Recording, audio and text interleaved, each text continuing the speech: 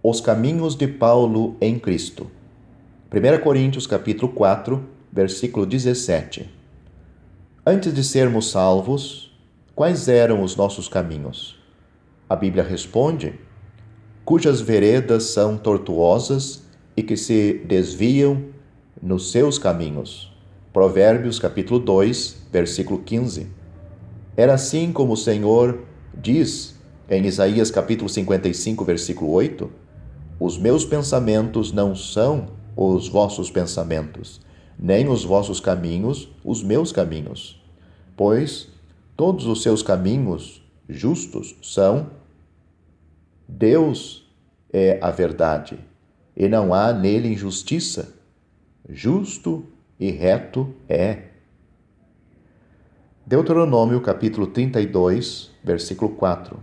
Mas agora temos ouvido a sua voz por detrás de nós, dizendo: este é o caminho, andai nele. Isaías capítulo 30, versículo 21. E a sua palavra tornou-se lâmpada para os nossos pés e luz para o nosso caminho. Salmo 119, versículo 105. Salmo 25, versículo 12, afirma: qual é o homem que teme ao Senhor? Ele o ensinará no caminho que deve escolher. Paulo experimentou esta mudança de forma maravilhosa. Embora o próprio caminho dele fosse bem religioso, era totalmente contrário àquele que é o caminho, a verdade e a vida. Mas que diferença!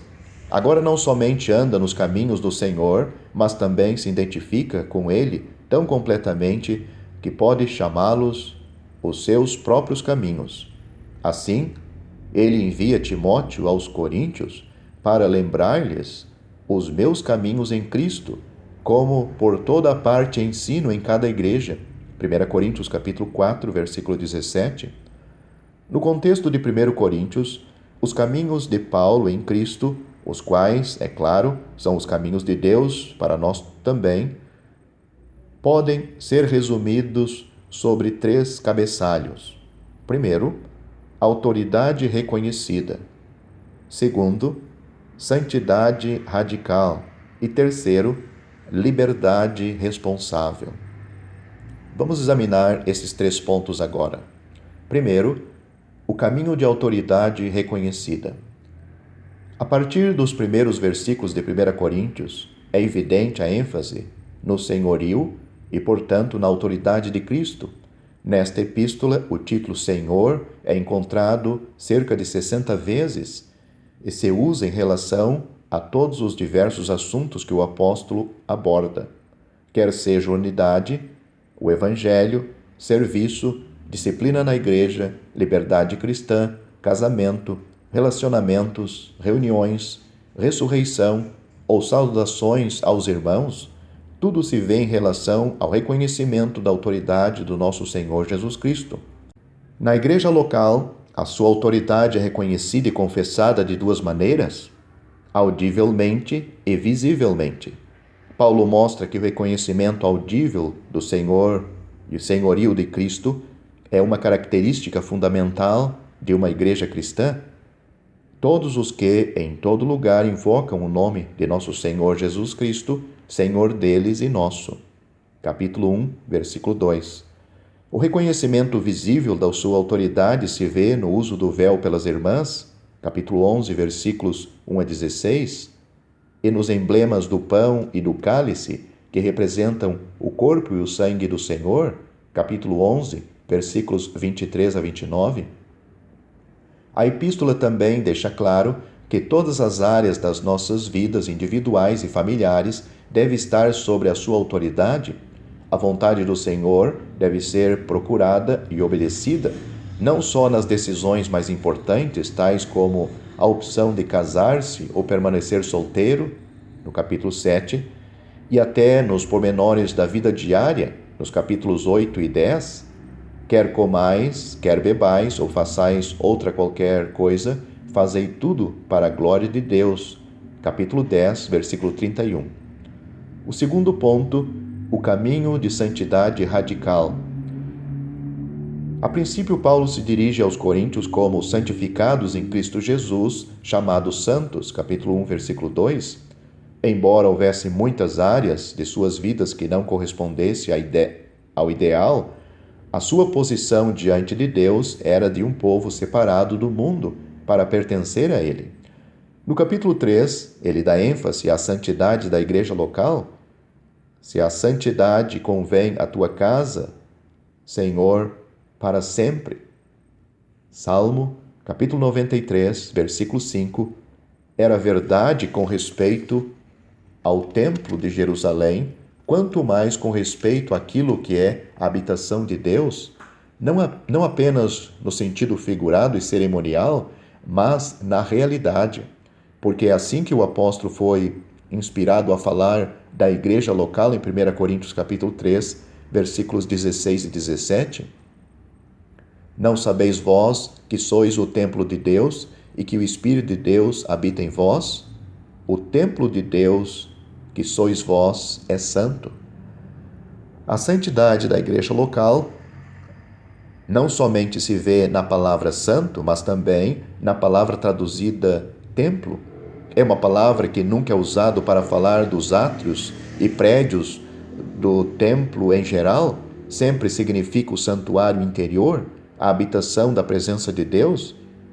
É prova da divindade do Espírito Santo, tanto o fato que ele habita no templo de Deus, como o fato que ele habita pessoalmente em cada igreja local, em todo lugar. Ele é onipresente e onisciente. Pode haver lugar para diversões, outras atrações mundanas, num lugar tão sagrado? Ora, é justamente isto que os crentes são constituídos coletivamente, reunidos ao nome do Senhor Jesus, a habitação de Deus, o Santíssimo Lugar. Mas esta verdade solene e penetrante não somente nos descreve coletivamente. Como pode um templo santo ser construído de pedras corrompidas? Passando para 1 Coríntios capítulo 6, descobrimos que a mesma santidade radical deve ser vista em nós individualmente. Há pelo menos 3 motivos por que nós individualmente devemos ser santos. Primeiro, por sermos membros do corpo de Cristo. 1 Coríntios capítulo 6, versículo 15.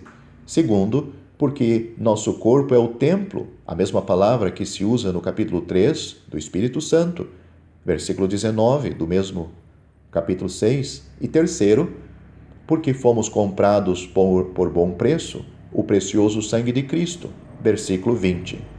Alguns dos coríntios eram pecadores do tipo mais depravado, mas agora foram lavados, santificados, justificados, capítulo 6, versículo 11, e habitados pelo Espírito Santo de Deus. Deus os fez diferentes do que eram antigamente e diferentes do mundo ao seu redor. Esta diferença não é nada menos do que o contraste entre a luz e as trevas, o céu e o inferno. O terceiro ponto é o caminho de liberdade responsável. Com razão, apelamos ao capítulo 14 de 1 Coríntios para mostrar que deve haver liberdade nas reuniões da igreja para o exercício dos dons. Porém, lendo com cuidado, vemos que este capítulo realmente não afirma a liberdade, mas sim a toma como algo óbvio. Realmente, o assunto principal do capítulo 14 não é liberdade para usar os dons, mas sim o uso responsável deles. Relativo ao seu dom, cada um é responsável por 3 coisas: motivo, objetivo e perspectiva. Primeiro, motivo.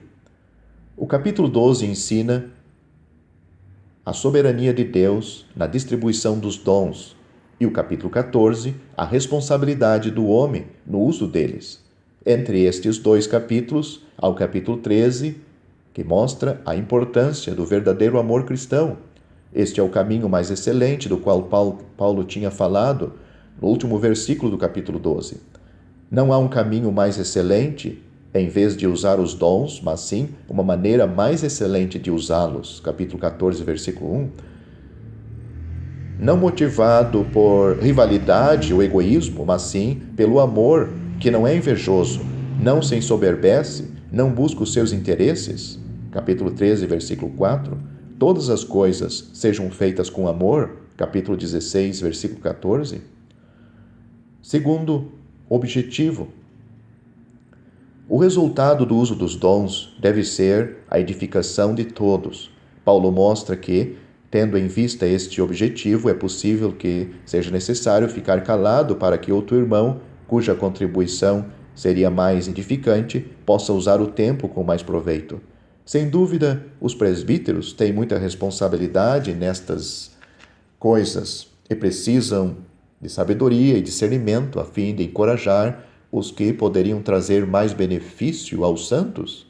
Mas, aqui no capítulo 14, vemos que os próprios irmãos que possuem os dons têm também a responsabilidade de controlar seu dom e não reivindicar seu direito de falar, mas sim desejar o máximo de proveito para todos, mesmo que seja pelo ministério de outrem.